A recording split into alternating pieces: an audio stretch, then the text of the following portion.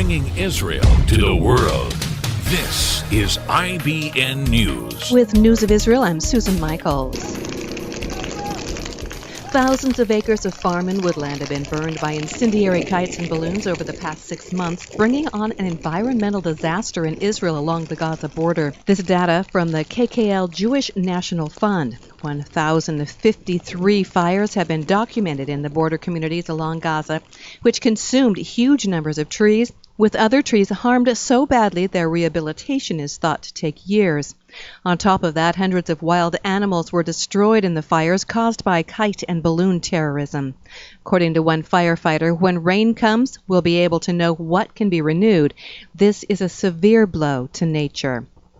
An American student has been held in Israel, accused of supporting the Boycott, Divestment, Sanctions program, a Palestinian-led movement which seeks to end international support for Israel.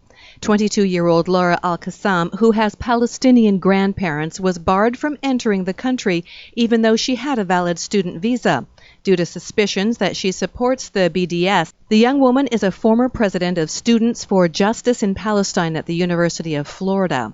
Last year, the Knesset passed a law barring entry to supporters of the boycott movement. In an appeal to the state, Al-Qassam argued that she never actively participated in boycott campaigns and promised the court that she would not promote them in the future. The young woman is registered to study human rights at the Hebrew University in Jerusalem, which is supporting her, saying it would join her appeal.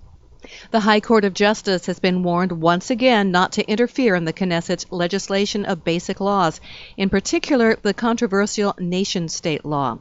Justice Minister Ayelet Shaked told the High Court this week that interference would be foolish behavior. 8 petitions have already been filed in the High Court of Justice against the legislation, and Shaked has previously warned that any intervention by the court would lead to a war between judicial and legislative authorities. And Prime Minister Benjamin Netanyahu emphasized this week that he does not want to call early elections and will work to resolve the crisis in the coalition over the IDF draft law. Netanyahu said the government is making an effort to resolve the draft issue, and the effort will continue. I'm Susan Michaels. IBN, Israel Broadcast Network.